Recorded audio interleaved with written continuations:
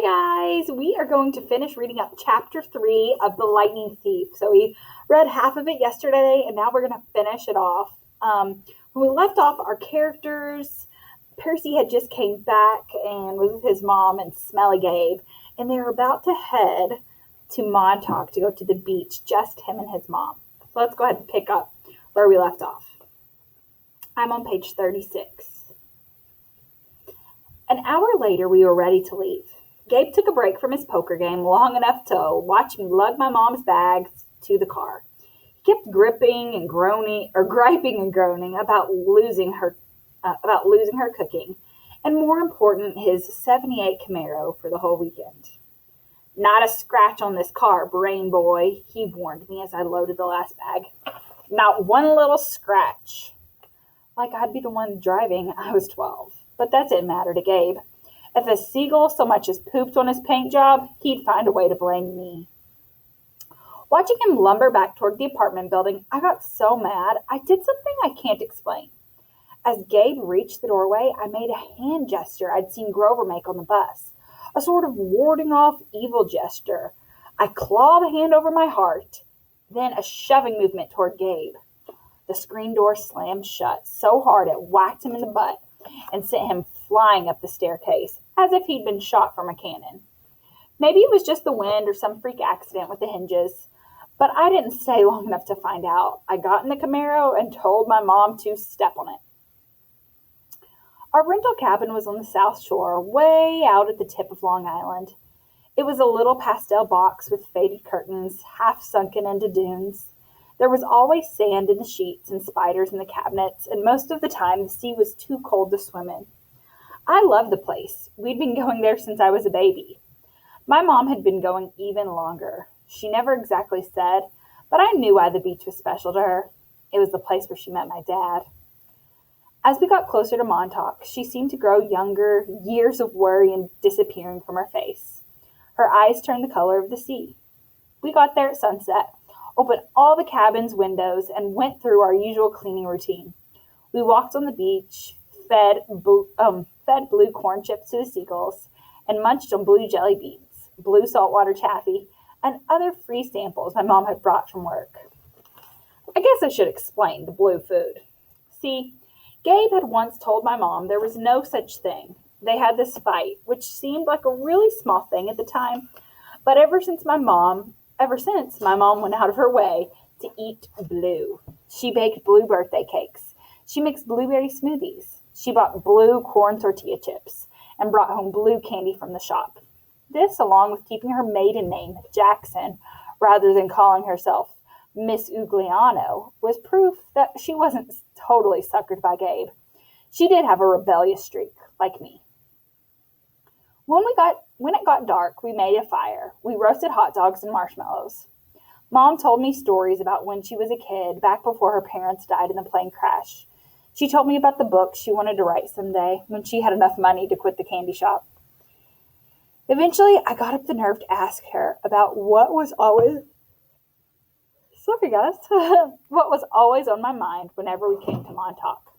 My father. Mom's eyes went all misty. I figured she would tell me the same thing she always did.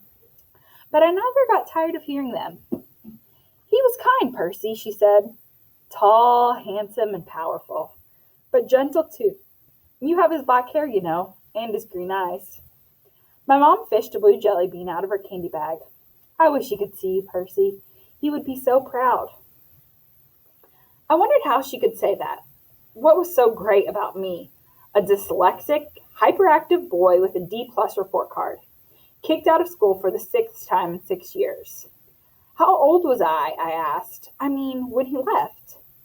She watched the flames. He was only with me for a summer, Percy. Right here at this beach. This cabin. But he knew me as a baby. No, honey. He knew I was expecting a baby, but he never saw you.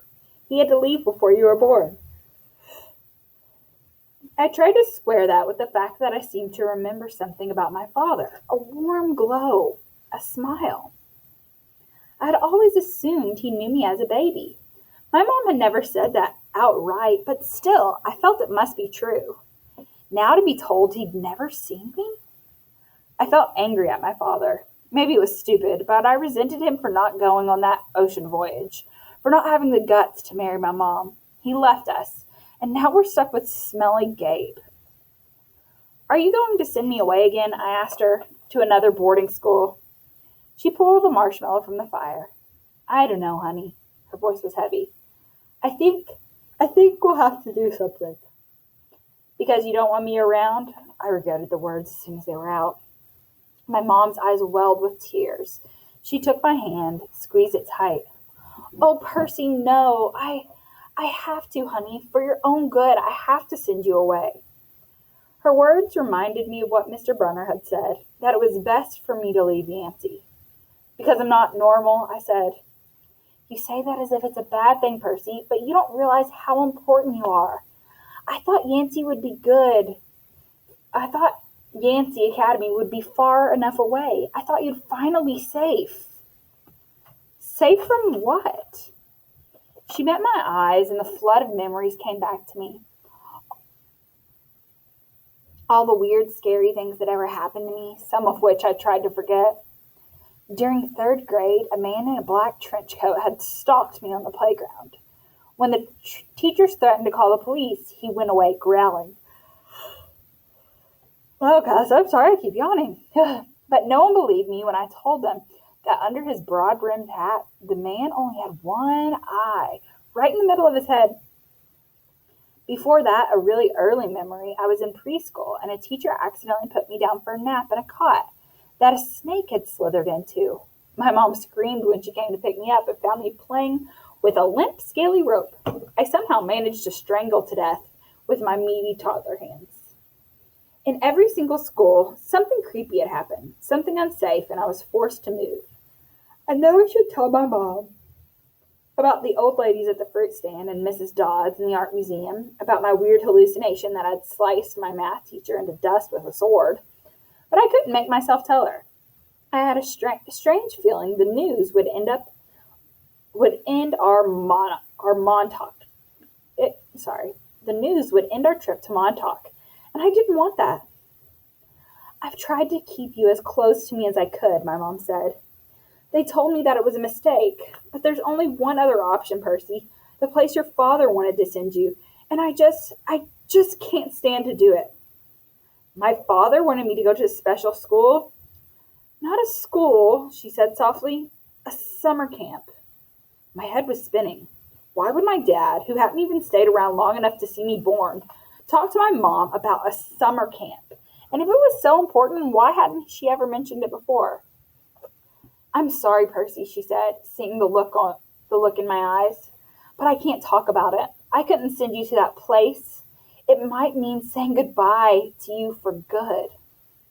For good? But if it's only a summer camp. She turned toward the fire, and I knew from her expression that if I asked her any more questions, she would start to cry. That night, I had a vivid dream. It was storming on the beach, and two beautiful animals, a white horse and a golden eagle, were trying to kill each other at the edge of the surf. The eagle swooped down and slashed the horse's muzzle with its huge talons. The horse reared up and kicked at the eagle's wings. As they fought, the ground rumbled and a monstrous voice chuckled somewhere beneath the earth, goading the animals to fight harder. I ran toward them, knowing I had to stop them from killing each other. But I was running in slow motion. I knew I would be too late. I saw the eagle dive down, its beak aimed toward the horse's wide eyes, and I screamed, "No!" I woke with a start. Outside it was really storming, the kind of storm that cracks trees and blows down houses. There was no horse or eagle on the beach, just lightning making false daylight, and 20-foot waves pounding the dunes like artillery. With the next thunderclap, my mom woke. She sat up, eyes wide, and said, "Hurricane." I knew that was crazy. Well, Ireland never sees hurricanes this early in the summer, but the ocean seemed to have forgotten. Over the roar of the wind, I heard a distant bellow, an angry, tortured sound that made my hair stand on end. Then a much closer noise, like mallets in the sand. A desperate voice, someone yelling, pounding on our cabin door. My mother sprang out of bed in her nightgown and threw open the lock. Grover stood in front of the frame framed in the doorway against the backdrop of pouring rain. But he wasn't specifically Grover. Searching all night, he gasps. What were you thinking? Wait, searching all night, he gasps. What were you thinking? My mother looked at me in terror, not scared of Grover, but why he'd come. Percy, she said, shouting to be heard over the rain. What happened at school? What didn't you tell me? I was frozen, looking at Grover. I couldn't understand what I was seeing. Ozu kai alo theoi, he yelled. It's right behind me. Didn't you tell her? I was too shocked to register that he just cursed in ancient Greek, and I understood him perfectly. I was too shocked to wonder how Grover had gotten here by himself in the middle of the night, because Grover didn't have his pants on, and where his legs should be,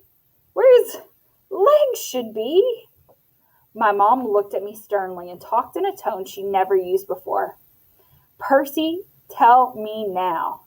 I stammered something about the old ladies at the fruit stand and Mrs. Dodds, and my mom stared at me, her face deathly pale. In the flashes of lightning, she grabbed her purse, tossed me my rain jacket, and said, Get to the car, both of you, go. Grover ran for the Camaro, but he wasn't running exactly. He was trotting, shaking his shaggy hindquarters, and suddenly his story about a muscular disorder in his legs made sense to me. I understood how he could run so fast and still limp when he walked, because where his feet should be, there were no feet. There were cloven hooves. Hooves. Oh my goodness. All right, guys, I want you to go ahead and head on over to your Google Classroom and answer your question for today for writing. Ooh, chapter 4 is getting good. I can't wait to see, or chapter 3 is getting good. I can't wait to read chapter 4. All right, guys, talk to you later. Bye.